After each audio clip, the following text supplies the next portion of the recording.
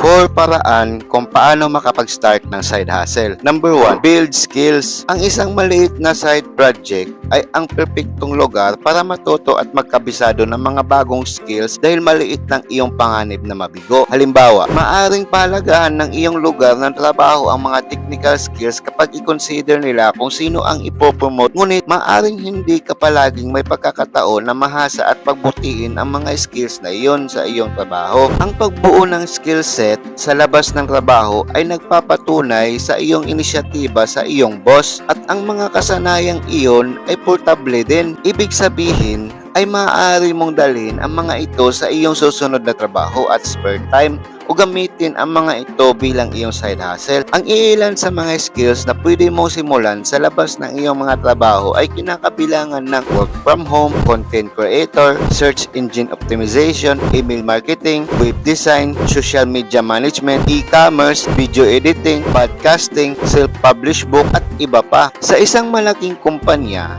maaring hindi ka magkaroon ng pagkakataon na gamitin ang iyong isip at matuto ng mga bagong kasanayan ng madalas. Kaya naman, napakalaga na ipagpatuloy ang iyong pag-aaral ng malayo sa opisina. Sa isang side hustle, matututo ka at mag-eksperimento sa bagong konsepto at diskarte in real time. At ang real life application na iyon ay maaaring maging lubhang mahalaga. Sabi nga ni Henry Ford, anyone who keeps learning stays young. Number 2, build security. Kung umaasa ka lamang sa isang pinagmumulan ng kita, medyo mapanganib ka kapatid. Dahil kapag huminto ang pinagmumulan ng kita na iyon, humihinto ka rin sa pagtatrabaho. Iyon ang dahilan kung bakit napakaraming tao ang nasaktan ng husto sa panahon ng Great Recession at kung bakit nagkaroon ng gaanong pagtaas ng interes sa mga microbusiness at entrepreneurship. Ang isang side hustle ay isang paraan upang mabuo ang iyong emergency fund para hindi mo mahanap ang iyong sarili sa posisyon na iyon. Sa pag-i-invest, sinasabi sa amin na mag-maintain ka ng diversified portfolio. Bakit? Because having all your eggs in one basket is inherently risky. Gayon din ang totoo sa ating kita. Mapanganib na umasa sa isang kumpanya o isang sweldo kahit gaano man ito kumikita ngayon. Sa mundo ngayon, wala nang kasiguraduhan sa trabaho at kahit na ang iyong side hustle ay kumikita ng napakaliit o walang pera sa simula, sino sa palagay mo ang mas kaakit-akit sa merkado ng trabaho? Ang taong gumugol ng kanilang libreng oras sa panonood ng TV?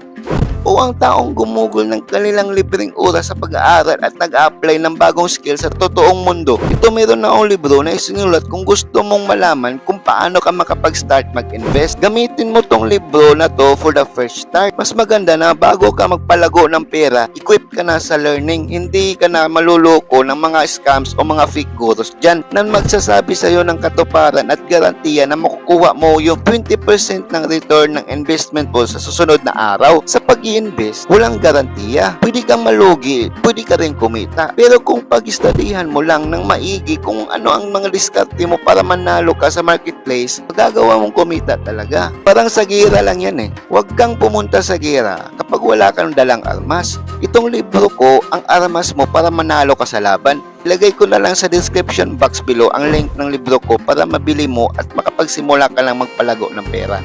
Number 3, build an income. Karamihan sa mga tao ay naaakit sa side hustling dahil gusto nilang madagdagan ang kanilang kita at ayos lang iyon. Ngunit ang simpleng pag-set up ng side hustle ay hindi nagpapayaman sa iyo ng magdamag. Ang sekreto sa pagkakaroon ng side hustle income ay ang lumilikha ng tunay na halaga para sa mga customer. Ang kita na sinasabi ko ay hindi instant millionaire na uri ng pera, ngunit sa halip ay isang makatotohanan at maaabot na kita na maaaring punduhan ang iyong pamumuhay sa iyong mga sariling mga termino. Sa buong mundo, pinapanganak ang mga negosyante at namumuhay sila na nag-transform ang kanilang buhay. Sa aklat na ito, makikilala mo ang mga taong katulad mo na natamasa ang kahangahangang tagumpay sa pananalapi at sa kanilang side income at ituturo ko sa iyo kung paano nila ito nagawa. Number 4, build freedom. Sa huli, ang mga side hustle ay tungkol sa kalayaan. Kung kaya mong kumita ng kabuhayan mula sa iyong ginagawa para sa ikabubuhay, bigla kang hindi nakatali sa trabahong iyon na kinasusuklaman laman mo. At kahit na gusto mo ang iyong trabaho, malamang na tumatagal ito ng maraming oras. Sapat na ba ang gusto mo na literal na wala ka ng ibang gustong gawin sa buong araw? Kung virtual ang iyong side hustle, hindi ka na nakatali sa lungsod kung saan ka nakatira. Maaari kang magtrabaho kahit saan. At kahit na gusto mong kumita kung saan ka nakatira, di ba't maganda na magkaroon man lang ng pagkakataong pumunta sa ibang lugar o maglakbay at mag-explore?